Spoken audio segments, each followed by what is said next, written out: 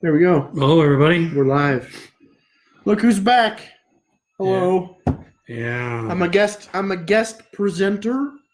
They invited me to come back because they knew I was very popular. Mm-hmm. I'm a very popular man. Not what I heard. What? That's a bunch of bull pucky, man. The people love me. The people love me. They love your mother. That's absolutely true. And on the love your mother statement, we do have to say thank you for all your well wishes. Yeah, your happy birthday. She wanted me to express thanks for all the happy birthdays. It means a lot to her. I don't think either of them at times realize how many people are out there that have watched them and kept with them and been with this journey as we've gone through things. And, this is fun. They appreciate it. All righty. Can you hear us okay? Somebody out there tell us that you're hearing us. And I'm assuming you're seeing us. Well, they're saying hi to us, so I would assume they can back. see our beautiful faces. Yeah. Johns Creek, Georgia. Welcome. Yes. We're getting rain like crazy here. It's like... Well, it's crazy for Utah, but other places would look at this and say it's nothing. Still. If you're not from Utah or you've never been out here, it rains kind of like a 2-year-old has temper tantrums. Every minute it changes. It'll be pouring rain for 5 minutes and then sunny the next, and then pouring rain again. It just kind of comes and goes and bursts. And it's kind of that time of year when but we've had a lot of rain. Raining. It is. It's been very rainy today. Snow was like 200% or something. Mm-hmm. It's been a very wet year for us, but we needed it. We were in a drought. Okay, well, let's go ahead and get started. Terrific. Okay. What's the first one? So Mike asks, in the recommended tasks pane on the website, in my logged in view, the record hints are listed as records. In the Family Tree app, in the tasks menu, the same hints are labeled as hints. Why a disparity between the website and the app? Two different teams, they call them two different things. Well, that's the simple answer. Yeah, so I probably need to talk to them about that. Change records to hints on homepage for recommended tasks. Mm-hmm.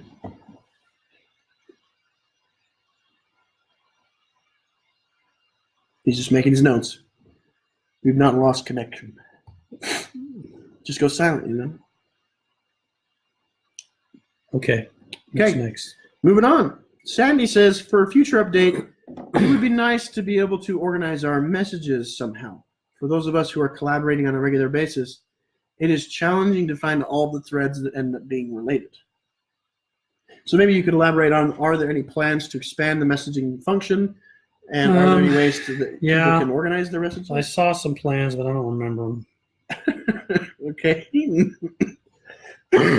People are asking good questions, I guess. Good questions. For organization.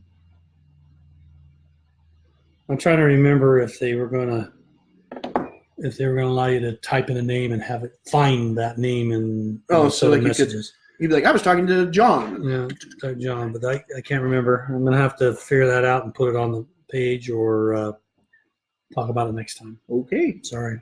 Moving on. Question number 3. Not being very helpful. No, you're not being very helpful. But, we're used to it sometimes. It's early. That's right. So Calvin says, what happens to temple names you're working on? What happens to a temple name when you're working on it? What happened to temple name you are working it expire? So I believe what the question is asking is, what happens to a temple name that you're working on when it expires? What happens when you take expired temple name cards to the temple to finish work? Okay, the expiration dates, all that happens when an expiration date comes is it will remove it from your reservation list, and the reservation goes back to its place. Well, this is assuming that you did it through ordinances ready, which got it out of the temple. You have 90-day list, 90-day times to do it. And if you don't get it done in time, then it'll take it off your list and put it back in the temple list in the same place it was at. If you're on the 2-year release, Same thing happens. If you don't get it done in time, then the whole reservation is moved over to the temple list. But you can see that one in your list of shared with the temple. You could pull it back if you want. Now, if you happen to have a card printed and the thing expires, and after it's expired and gone, you still take that card to the temple, well, no one's going to stop you from doing that card.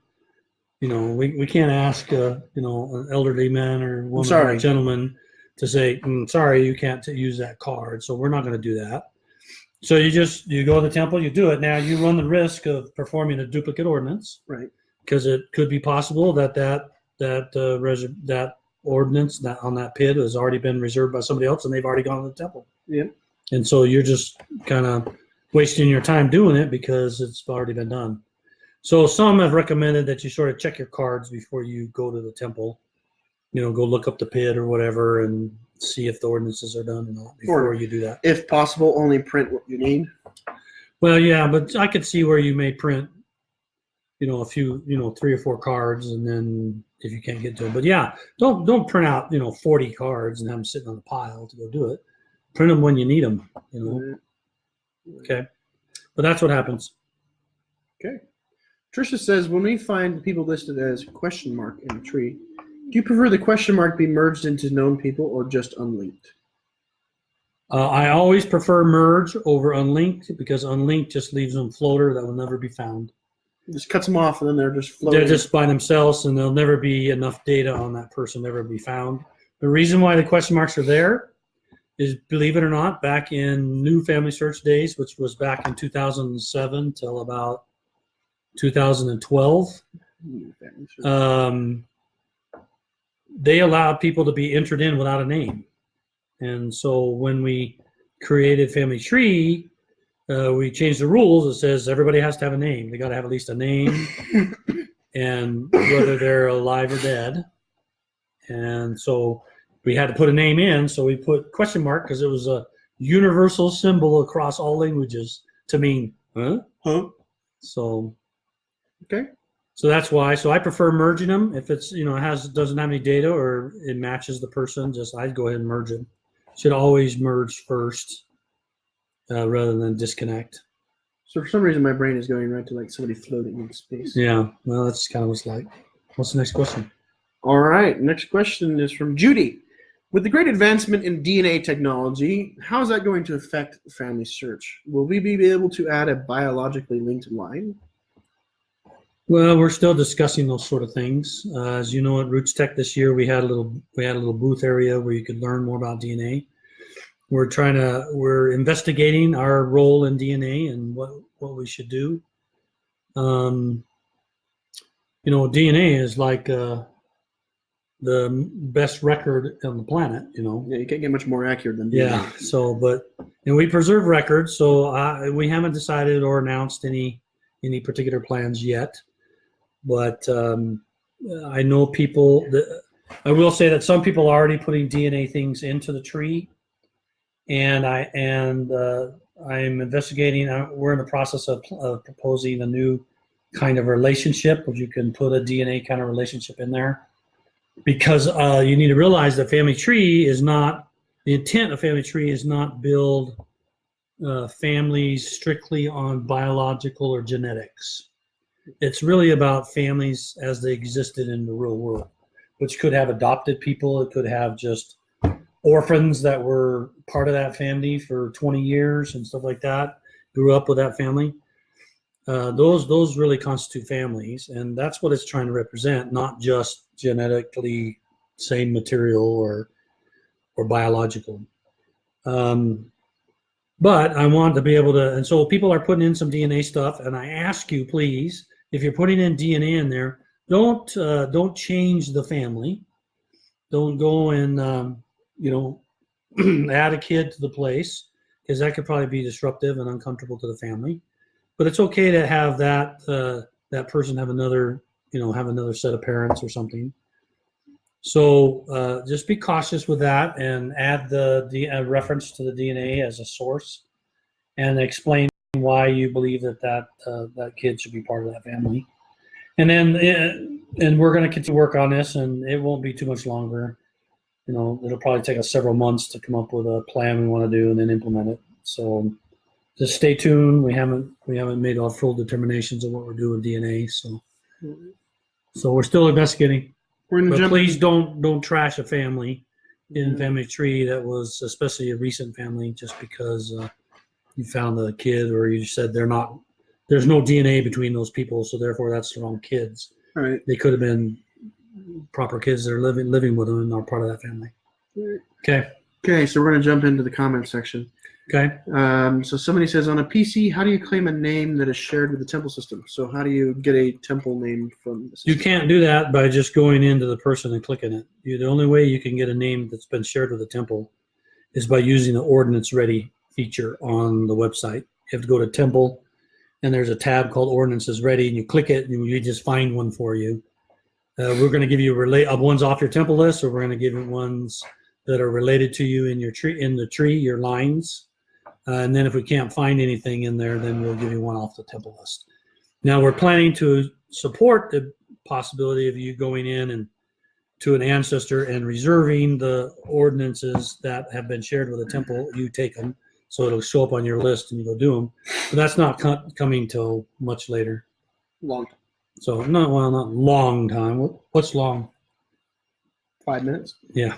Depends on if you're a child. Well, then it's an eternity to you then. That's right. If you're a child, then 5 minutes is forever. So it's not going to be till much later. So you'll know when that happens because we'll be telling you about it. Okay, so why do source hints come in that are already attached to another sibling in the family of the correct name? The source hint's not matching the right person. I'm having to reject a lot more hints recently. Is there some problem with the software currently? Yeah. Hey, send me an email. My email's ron@familysearch.org. Send me email if you're finding hints that shouldn't be hints or you believe they shouldn't be, and give me some examples like the PID and the URL of the hint, and I'll pass it on to the team. We are always looking for odd cases where something really doesn't match and shouldn't be there. So just start sending them to me as everybody, and I just will keep feeding that to the hinting team so that they can adjust their algorithms to make it better. Let's say you look tired. I'm tired. I'm tired. Well, and in his defense, we've had a round in the family of illness. Yeah, we passed a cold around. We were tired we just barely had Tegan's wedding was last weekend. You probably saw the post. Yeah, and so we're kind of tired from that. Moved Jarrett down from college, so he's back home for the summer. And all of that's just kind of wearing me out. Plus, things are really hopping at work. So a lot of great changes. A lot of things happening. So I am a little tired today. Sorry about that. No biggie. Let's jump back into over here. So how does Carmen asks, how does one ask, excuse me, let me start over. Don't rush it. You're rushing or something. I've got jelly brain from work. Okay. Carmen asks, how does one access and view LDS real records such as baptismal blessing, endowment, etc.? For the purpose of knowing what name was used, was it different from a birth certificate, for example? I know of a record where the birth certificate name is not used as a primary name, but is listed as, quote, on all church records is used. We currently don't show that information. Okay. There's currently not any way to access it. If you're concerned that some ordinance is not correct on the person because you don't believe the ordinance was done at that particular date, you can certainly contact support. Let them know your concerns, and they'll review that information. We do store the information of the person in the temple record, but we don't currently show that to anybody. And I would say if you have a specific concern, then I see that she listed private, please. So if you have a specific concern that you'd like to discuss, I would encourage you to email him. Yeah, ron@familysearch.org. Feel free to send me any kind of things that you feel are confidential or private or things you don't want to have discussed in this open air. Terry says, is FamilySearch going to index more of Ireland's civil birth, marriage, and death records? Do you know when, if the answer is yes? I don't know.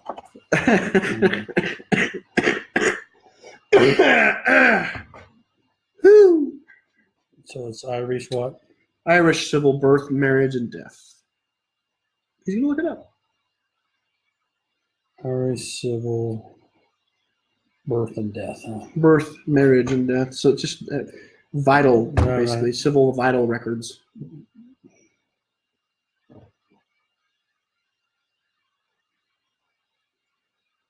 Okay. Okay. I'll ask him. The guy sits next to me. Guy sits next to me. I like that. All right. Okay, this is a doozy. Ready? Jeannie says, why is it that in the app, when I click on the view my relationship, I see the common ancestors listed as couples, but on the browser version, it's always just one individual. Example, Harry and Florence had many children, one of which was my great-grandmother, Maud. In the app, when I select Maud's brother, Earl, then I click view my relationship, it shows both Harry and Florence at the top as common ancestors. Yet on the computer, it only shows Harry. His wife, Florence, is sadly missing. It used to show the couple in the browser, then FamilySearch did that big update about a year ago and went back to showing just one common ancestor. Sometimes the man and sometimes the woman. We're always descended from a couple, not just single individuals, so it makes sense to show both. Is this something that would be fixed in a future update? Thank you again for all your hard work. I don't know if it's always from. I feel like it has to do with bloodline. Well, I'm not so sure you're always from the. I've never noticed that particular personally. couple. If you have a single parent, but there has been a couple people have asked about that. Well, we had to rewrite the relationship stuff, and it's possible that they stopped showing that. The mobile device is a completely different system. We have to write all new code whenever we change stuff on the mobile. So it's not like we can use the code from the website on the mobile device. Right. Okay, so let me put in here and let's see. You want me to read it again? No. Okay. View my relationship.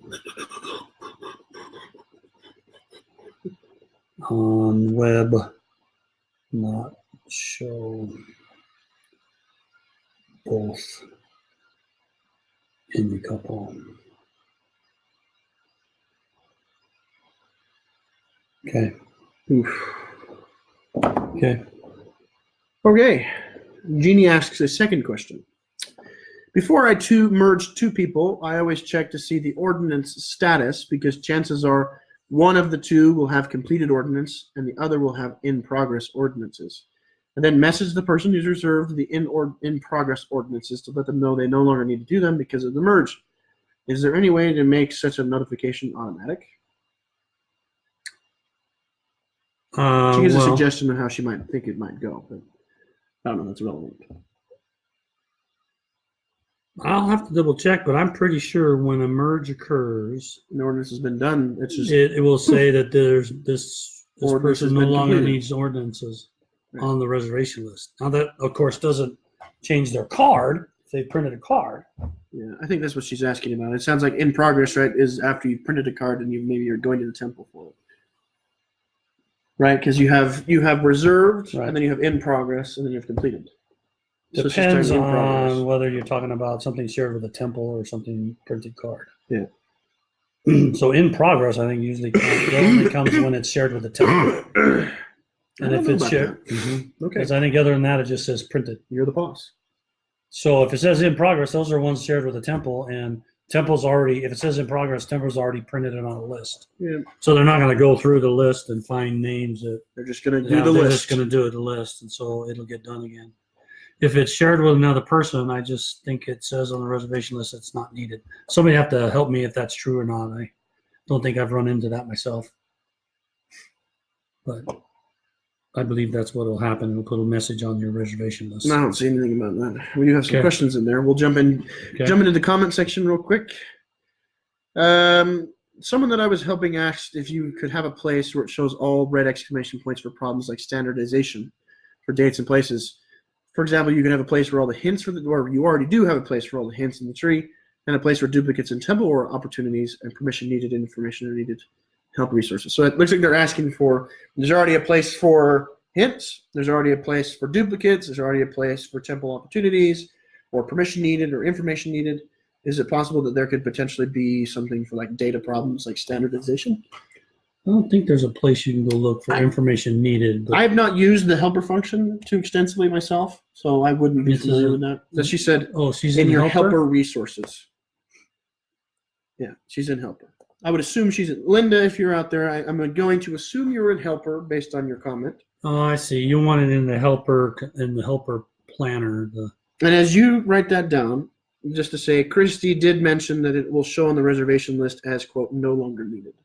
Yeah. Okay, I thought it did that. So thank you, Christy, So for they're filling us in. notified. They're notified. Thank you. So the helper planner show Data problems. data problems. She specifically mentioned they could do standardization. That. Well, that's part. There are data problems. Right, it's all data problems. You get one, you get them all. Lorraine says, in Hispanic genealogy, there are lots of single mothers, and it's hard. I'm going to assume she's meaning emotionally or mentally. When FamilySearch tells you not to seal to a father if they've never married or lived together, so then should the kids not seal to the parents? Yeah, the rule is if they've never cohabitated. Is that what it is? Yeah, it's if they've never lived together for any length of, for any length of time, so it was like a one night thing. Yeah. Then you're not supposed to seal them to that set of parents, but you can seal the children to other people like grandparents. Yeah. So but she says because you can't find the father's it's name. Kind of broken. She says because the father never was married or lived together. Yeah, if they never were married and they never lived together and they didn't have a bunch of kids together, then odds are that there's somebody in that area that is married, though, right? Like grandparents or otherwise that you could seal around that. Yeah, common law works if they've lived together. They cohabitated. So you can seal them to their grandparents is what you do. Right. And another important thing to keep in mind is that we're not going to be able to do everything. In the next period, there will be an opportunity to correct a lot of these things. That's right.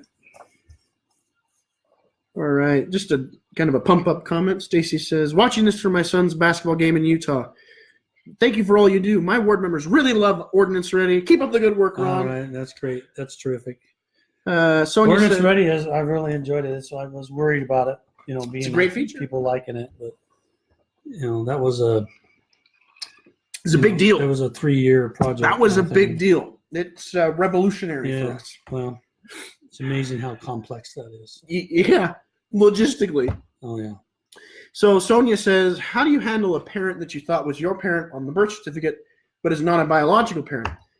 Say you did a DNA test and you were adopted and whatnot. Will there ever be a third line for such instances? And what I was going to say was I think you can just set the parent-child relationship to adopted.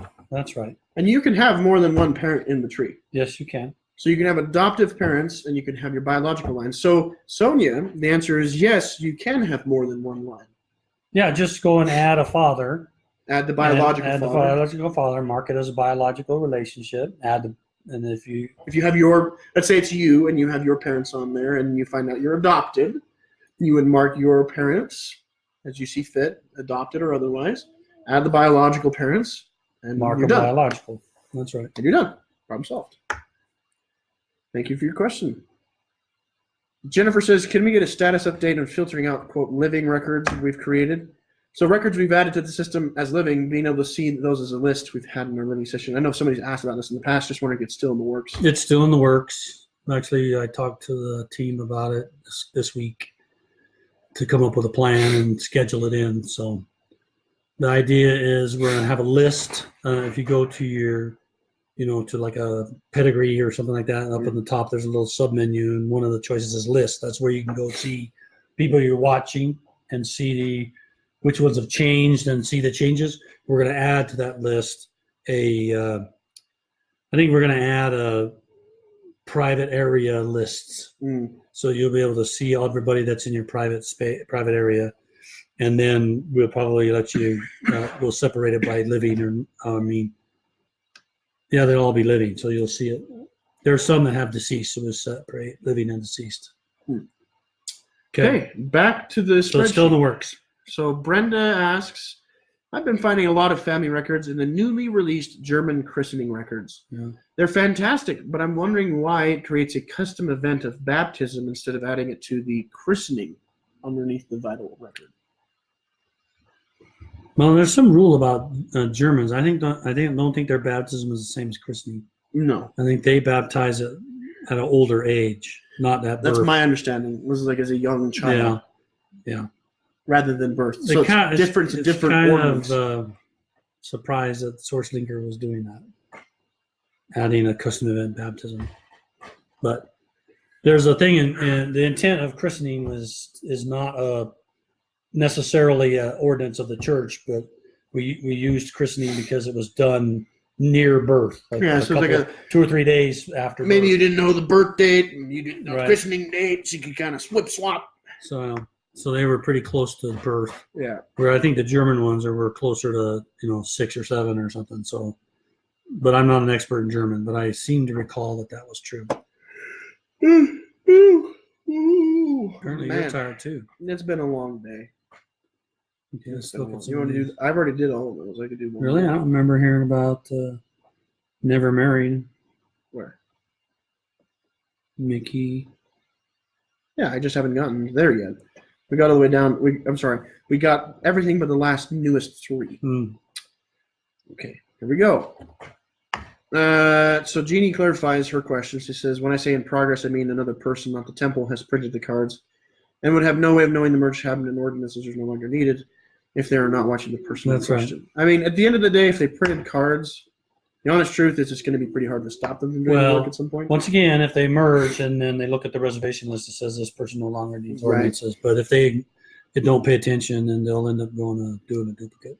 And as much as we wish for everyone to not do duplicates, it's always going to happen. I wonder if, they could be sent a notification. Maybe we can do a message like we do the temple stuff. That says, I think that's what she was suggesting. Hey, you have somebody on your list that no longer needs a.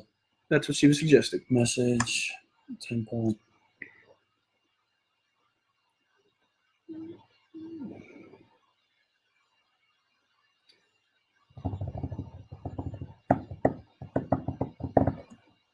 And we're happy to answer your questions anytime, Jeannie. Anytime. I hope I'm not absolutely destroying your name. If I am, please forgive me. Yeah, what's next? Okay. Mickey says, is there a place on the profile page to note the person never married after you're sure it's accurate information? I've been putting it under a custom event space.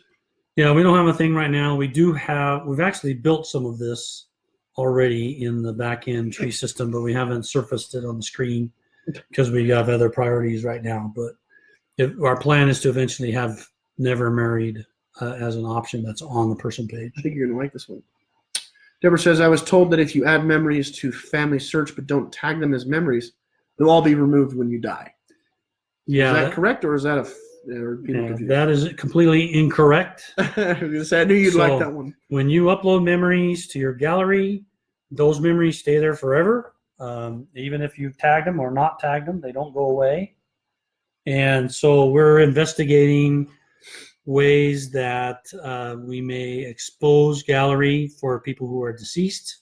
So if you have gallery, you have uploaded memories and stuff like that, and when you die, we're looking at, can we add a link on your person page, for instance, your deceased version of your person page to your gallery, so that people go look at it and then attach them to people, things like that. So we're looking at that. That's our desire to do that, and we're still examining how we would do that, and if there's any special rights we have to ask for or anything like that. Elmer says, regarding not married, he's been entering, quote, did not marry in the date field. Oh, that's probably okay. Does it show up? I guess it would show up as did not marry. Yeah, I mean, you just enter it in as the date. That's clever. It's a solution. Yeah. It's a temporary solution. Thomas says, and working with FamilySearch mobile app users, what tasks can we not do on the smartphone app? What tasks can you not do? I don't think they show. I don't know. I don't think they show data problems either. Yeah, so we already talked about that one earlier. Maybe. I think they do. I don't think so. But you should be able to do pretty much everything you need to do on the mobile app in order to enter a name, get it to qualify, and to take it to the temple and print cards. So tasks. See, maybe. It doesn't have data problems. But, just to be honest, I put it on print. So maybe it doesn't. That could be it. Makes sense. Data problems are complicated. You probably would be best off. No, we want to do it, I think. It's just they haven't done it. Yeah. I know you can't do everything on the mobile app, and I also know the mobile app can do things that the site can't do. Right. Just nature. That's the nature of mobile apps like GPS. We're never going to have relatives around me where everybody pushes the button and we tell you how to relate it Okay, so on a computer. hopping back into Elmer's thing, people seem to be kind of clamoring over this. If you entered in did not marry, wouldn't that show up as a data problem? Yeah, because it probably wouldn't standardize very well. Yeah. I would say it would show up as a data problem, but at the end of the day, it's a data problem anyway. That's right. Because there's no marriage event. Well, yeah, it just says add a marriage event. It doesn't do an exclamation mark. I don't know. You'd have to ask Elmer whether it does his data problem or not. I haven't ever done that. I've always entered a date. Okay. We'll keep going on. Do you have a timeline for when you'll be able to give other family members access to your personal reservation list? We're actually not planning on doing it that way. We don't have a definite timeline because we're doing some investigation right now until we know how much it's going to cost and the effort involved and what other features we need to do in priority order. We don't have a date. So, but how we're going to do it is you're going to create a place. We're calling it a shared family group. So you're going to go create a shared family group and you're going to invite people to this group. And then what you can do is you can take ordinances on your reservation list and you can share them to that group. Just like you share to the temple, you'll be able to share them to that group. And when you share to that group, then when people go to there's going to be a place you go for the group. And when you go to the group place, you'll see those shared reservations in a list and you can print them out. So that's the idea. And then we do that because you may want to bring back a reservation. You may say, I don't want to share that with everybody anymore. I want to bring it back to me. And you don't want, you may want some things on your reservation list that you don't want everybody else to take off your reservation list. Right. So if you shared your reservation list, then they'd be able to take anything on your reservation list. Right. So you need some third area. So you need a place where you can still keep some you want to keep for yourself and yet share others with the rest of your family. Yeah, okay. So that's how we're going to do it. We don't have a definitive date then. We're still trying to figure out. We're close enough to where we believe we can build it, but we just have to figure out how much effort that's going to be.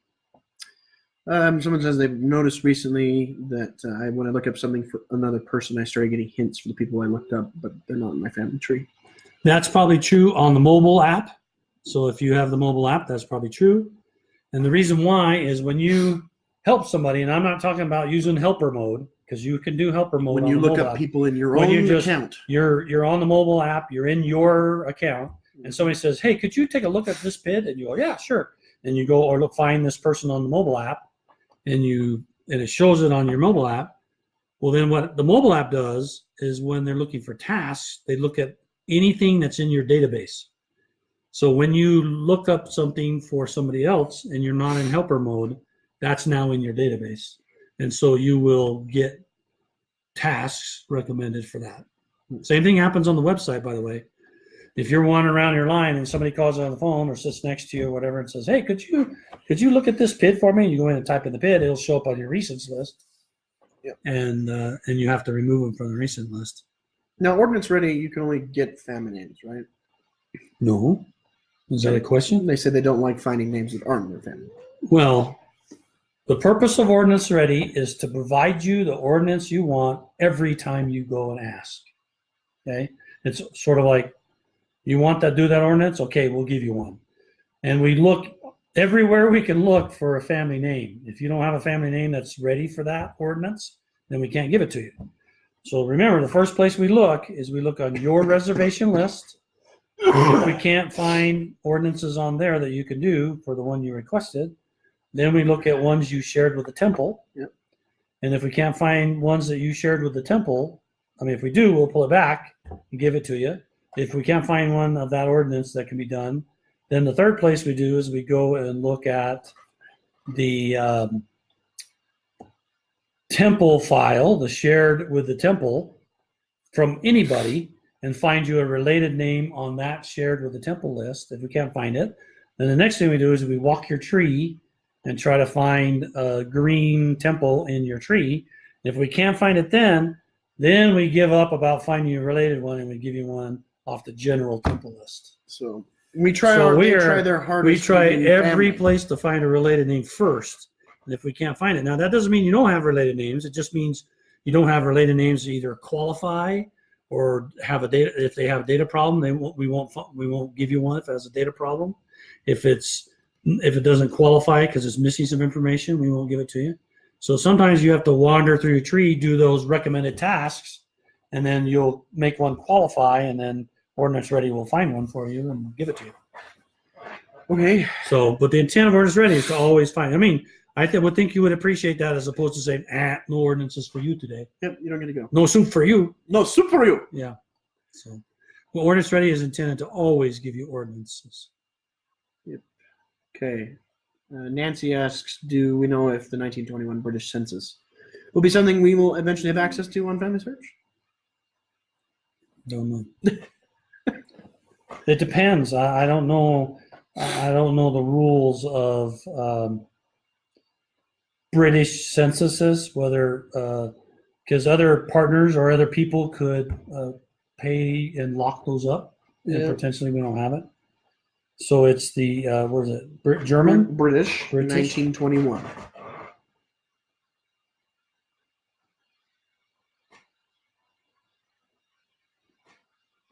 Yeah.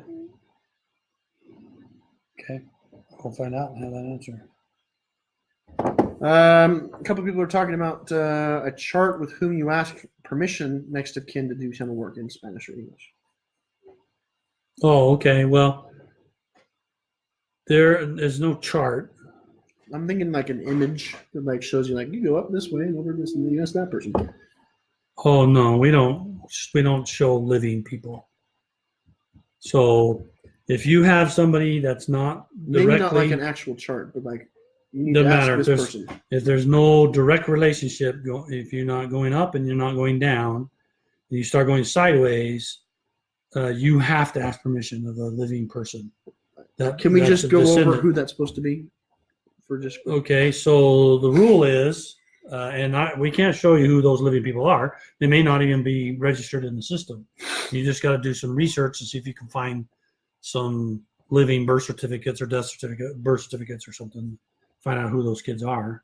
But the rules are you can ask this, you have to get permission from either the parents, from the spouse, a spouse that they were never divorced. Spouse has to be a spouse that was never divorced.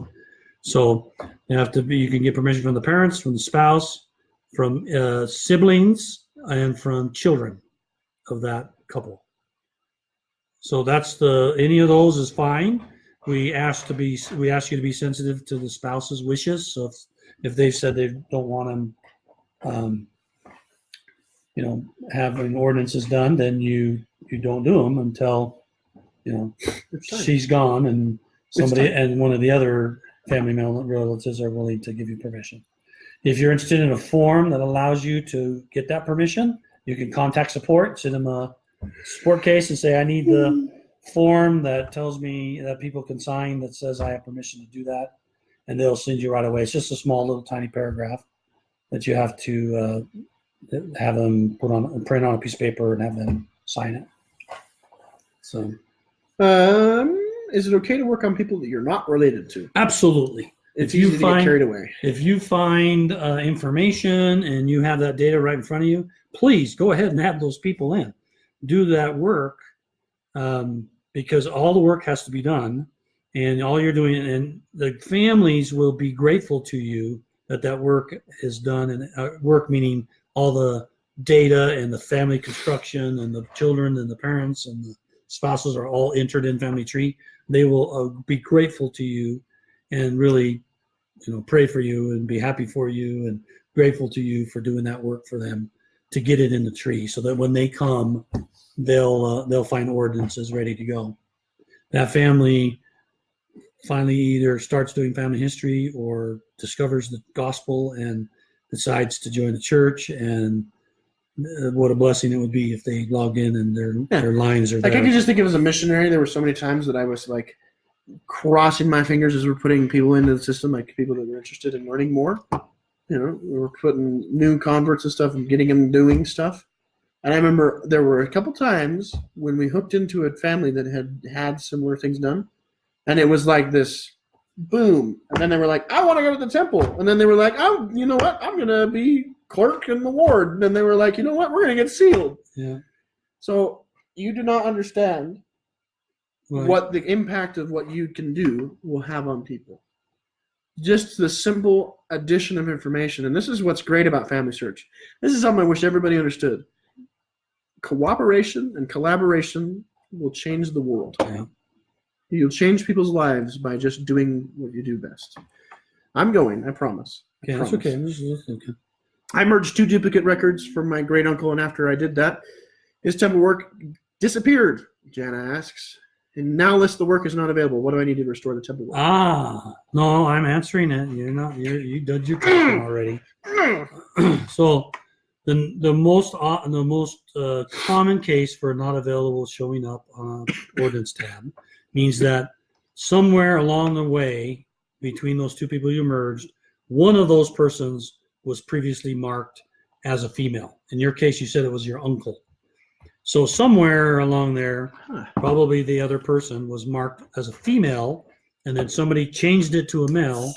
Well, when you change the sex of a person in the tree, the system looks and says, are there any ordinances for the other sex? So if it was a female, and then they changed to male, the system looks and says, are there any female ordinances on here? And if there is, then we immediately mark it as not available, because those ordinances have to be examined and dealt with, either made invalid or something else. So that's why it happens. All you have to do when this happens is send a support case, put in that PID and say, hey, this PID is marked not available, but he had his ordinances done. When I did the merge, this is what happened. And they'll go examine it. They'll take care of the wrong gender ordinances, and then they'll pull off the lock and on the ordinances, and then you'll see the ordinances again. So we're also, just for those who have had this experience, it's happened plenty of times to people, because in the past they used to do ordinances for both male and female for the same person, just to be sure, Yep. And so there's lots of people in there that have both a male version and a female version, and you naturally want to merge them. I don't want you to delete them. I want you to change the sex appropriately and merge them and go through this process. But we're actually been investigating how we can make this so it's more automatic. We're talking with the temple department about it. I think we're close to have a solution, and then you won't have to do the call support to get the thing. You'll see the proper ordinances automatically. So hang in there. We're working on it, and in the meantime, please merge and then call support and have it handled. So Lorraine says that chart we were talking about, she said that would be a good resource in her mind. To help ward members that maybe don't understand what they should have to do to get permission. Well, there's a help article out there. Yeah, there's a good help article. If you just, I think you just go to FamilySearch and go to help and say permission. I don't know. You know? Oh, I feel like you could just search, right? You could probably just do some Boolean. No. Can't you do Boolean? No. Let's see.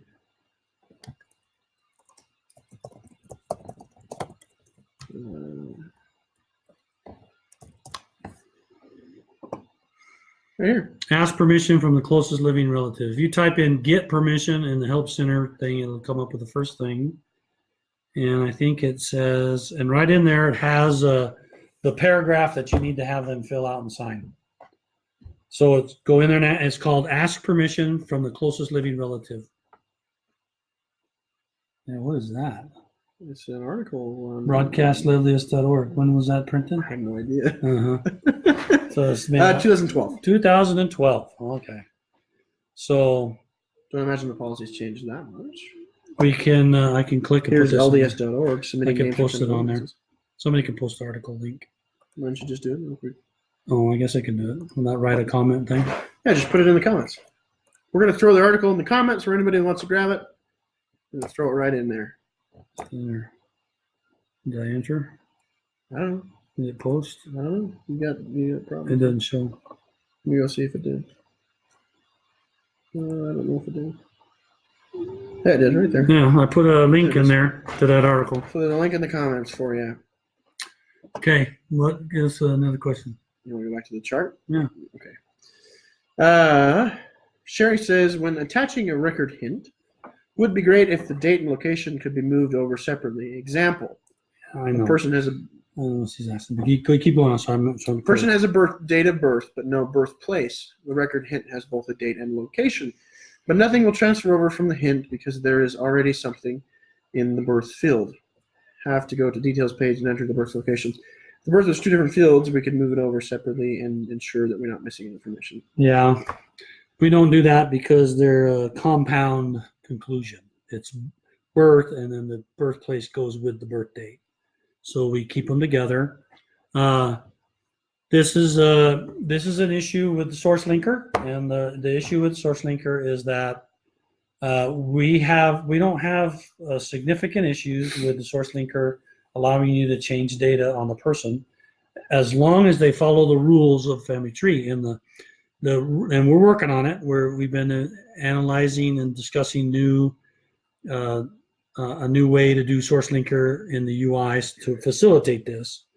But the rule is, if you're going to change a conclusion, then you need to see what the conclusion is today, what's the reason statement for that conclusion being what it is, who made that conclusion, and when they made that conclusion, and all the sources associated with that conclusion. So you can look at it and say, is the thing I'm going to change it to better than what they have in there already? And the source linker, when it was built, was not designed to show you all that information. And so until we get the ability to show all that information to you when you want to change or edit a conclusion, then we won't have it. But we have plans, we have some mock-ups, we've done some testing. We think we have an approach, but it probably won't be done for a while. And when we do, and in the meantime, unfortunately, you'll have to do your source linker and then go edit it after the fact. But eventually it'll be there where you can just say, yeah, either just let me edit and I type it in on the other side, or you could say, bring that over. Perfect. So we know it's valuable. We want to do it, but we want to do it in the right way. And because there may be reasons for you not to copy the stuff from the source over. We want to do it right. We want to make sure it's accurate, and just blindly doing it doesn't work without knowing the sources that prove the current one. Yeah. Diana asks, my deceased mother left a short autobiography. I've thought of posting it on a memory page, but haven't because it lists all of our birth, dates, and full names. My understanding is that she's deceased. Her page is now public, and that means that our information could potentially be stolen. Is that true? So, person's deceased. Well, hold on. Memories are always public. Yeah. Even if the memories are always public, even if she was still alive, that memory was publicly viewable. Publicly viewable in the sense of like anybody could go look at that one. Anybody that has a FamilySearch account, or even anybody who doesn't have a FamilySearch account, could go look at that memory. So the answer is, don't put personal information in your memories. Yeah, if you're worried about it. So if the dead been dead for 200 years, then maybe it's not a big deal. So memories have always been public. Most people can't find the memories, and that's the real reason why it's not such a big issue. But technically, there is no software blocking to prevent a person from seeing a memory, even if they're not logged in. And the reason we did that is because people want to share memories with their other family members that don't have an account. Yeah. And they want to be able to click it and go see that memory. Because memories are what's kind of exciting, right? Yeah. It's exciting to see that old picture of grandma that somebody found in the hope chest. So, I would encourage you to edit the autobiography and remove. She can't because her mom's dead now.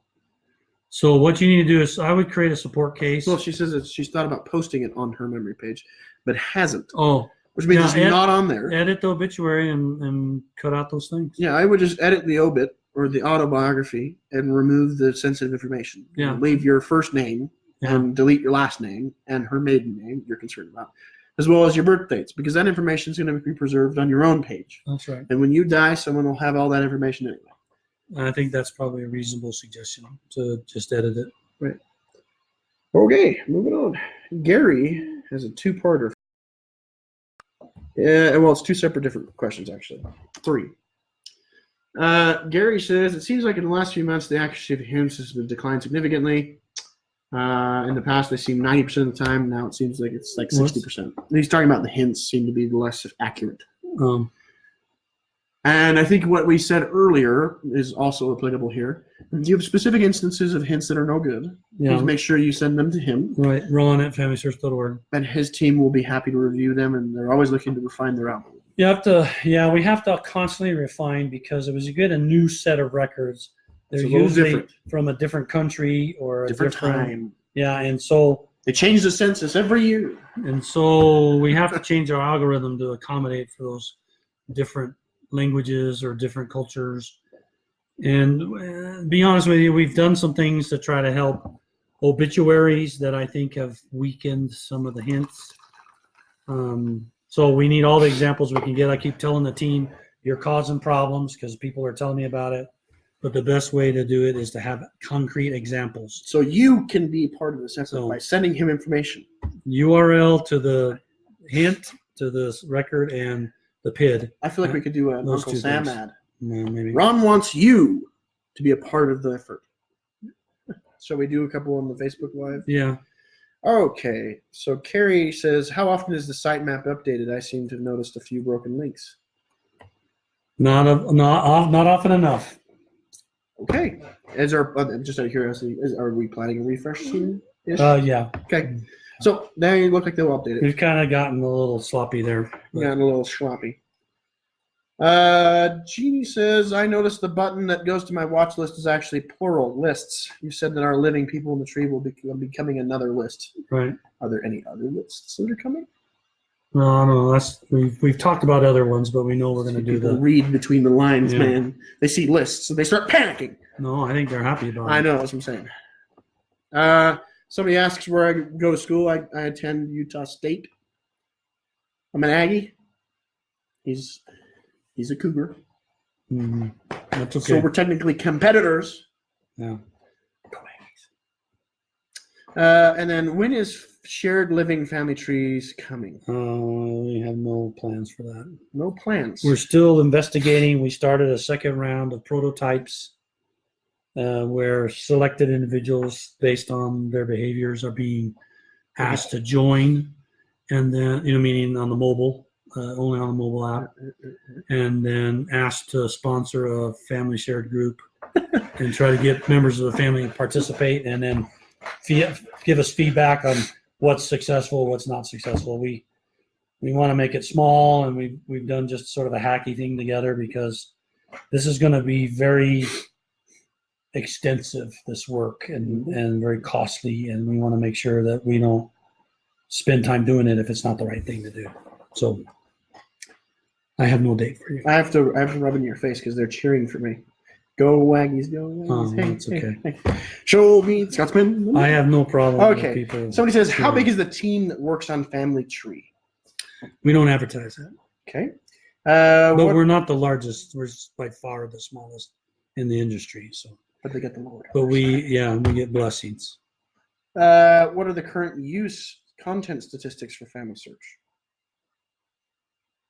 Huh.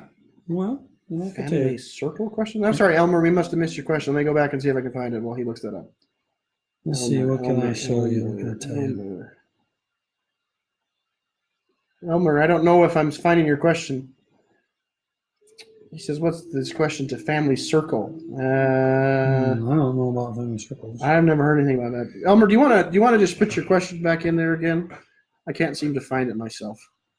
I looked pretty far into the comments. Family Circle question. Did you ask it on the spreadsheet? Did you submit one, Elmer? Is that what this is? You just need to let me know. I want to find it.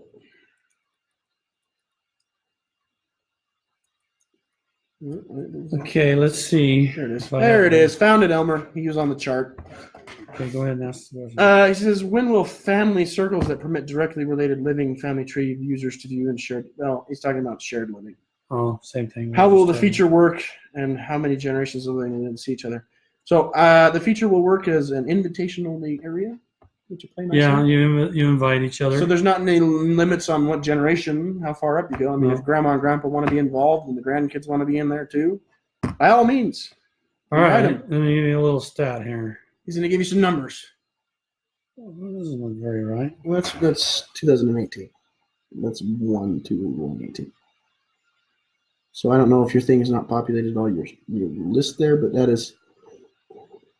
Is it over to the right? No. Okay. Oh, maybe. Yeah. See, there you go. Here you go. Okay. As of April 1st, we had 1.22 billion sources in Family Tree. 1.22 billion. 1.22 billion. That's billion with a B. Yeah. For those of you that can't hear us. And then let's go Billion. look at size, number of people in the tree.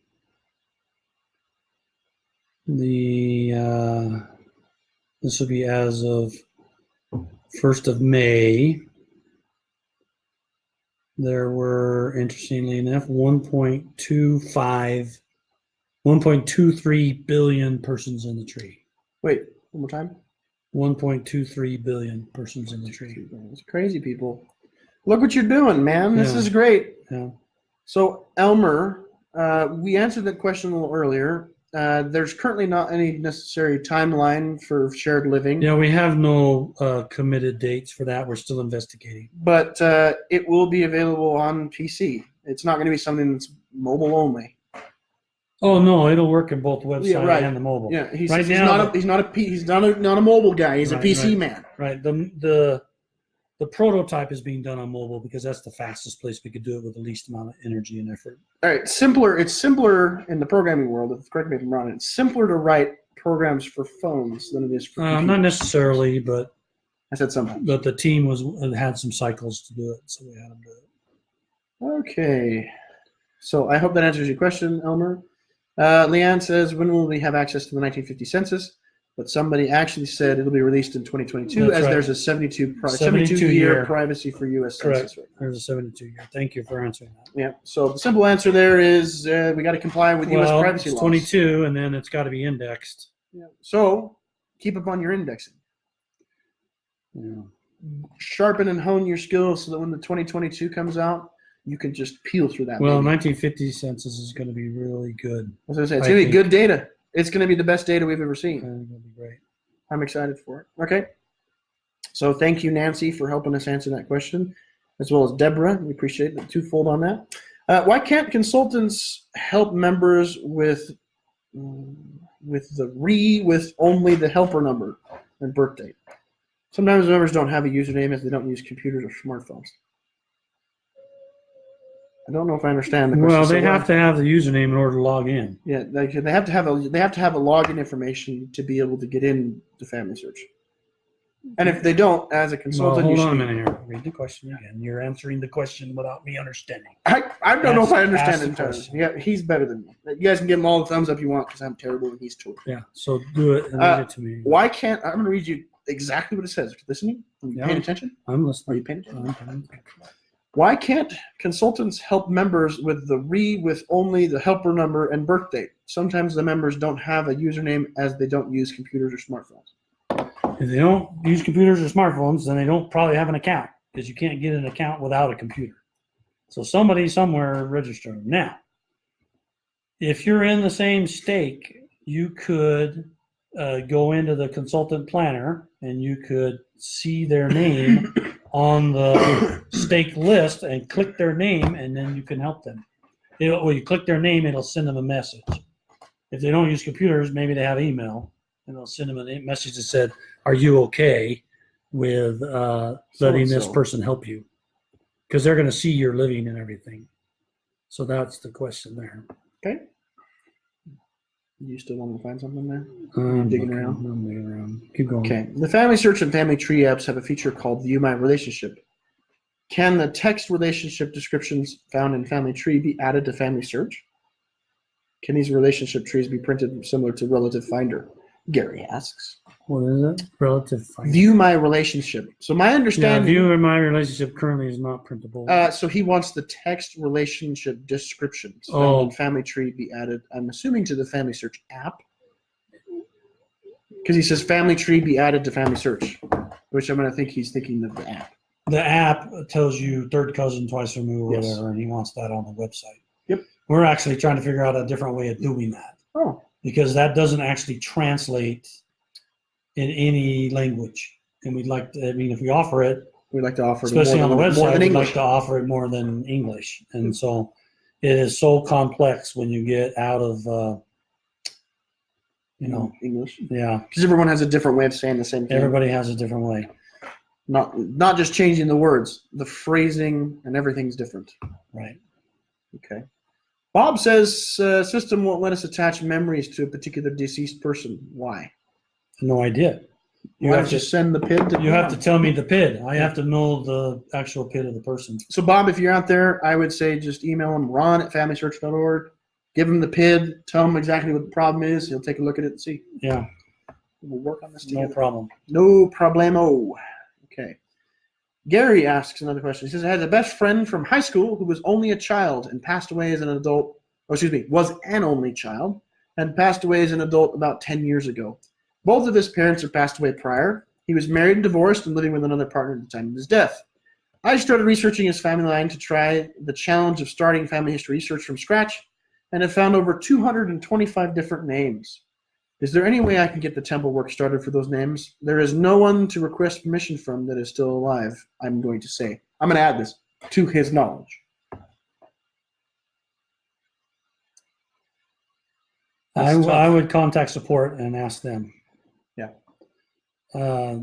Since he had a divorced spouse, you said somebody was living with Yeah, so he somebody, says he was married and divorced, so there's one spouse, but they're and divorced. was living with another person at the time of his death. And that could be a common law marriage. Potentially. Depending on how long they live together, it could be common law marriage. And So I would submit this question to support. right, because and they might be able to help you. It'll be and ask them to escalate it to data quality, and they have some special rules that they review and examine. Beautiful. Okay. Let me see if there's any more comments on here we can do. Elmer. Elmer Okay. says it's tough. Okay, go Here's the ahead. next one. Largest tree, single tree in family tree as of the end of April is Really? 476,447,429 persons. In one contiguous tree. Right. 476 million. Ooh. Basically 476,500,000. Now imagine if you could get two of those to hook together. Right. Boom. Double. Double. Well, probably won't quite double. You get my point. No, we're about done. Is there something really let's hot see, in the let's list? see. I'm going to look real quick. So try. It's tough. They say it's tough trying to listen to Ron and Sean Hannity at the same time. That's you. So yeah. be quiet. Yeah, I'm sorry. I'm not Sean Hannity. He's a Fox News Well, host. he's watching. So Yes. well, that's There's nothing in the comments that's too pressing, and we're at a good point to stop Okay. with questions here. well. Thank you, everybody. We really appreciate you being here. Glad to have you. And remind you that our next Facebook Live is in 2 weeks. It's going to be on, I think it's the 30th. Let me look here. The 30th, Thursday the 30th at 7:30 Utah time. And we'll continue where we left off. You are the best. Thank you very much for all you're doing, making Family Search a success, helping people to put in their information and feel the joy of family history. There's all sorts of ways to try to get people to get involved. Memories, stories is always a great place to start, helping them connect their living to their dead. And you all are doing it, and you are doing a great job. I appreciate all those that help each other. You're doing great. Without you, Family Search would not work.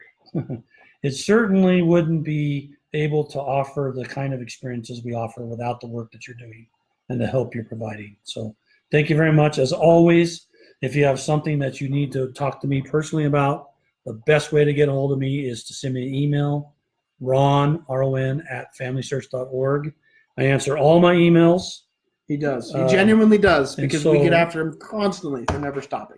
Yeah, so it may take me a little while to get back to you, but I always answer them and get back to you. So thank you very much, and have a great evening. We'll Thank see you guys you. next time. All right. Where are we pushed here? Okay, there we go. Always the two-step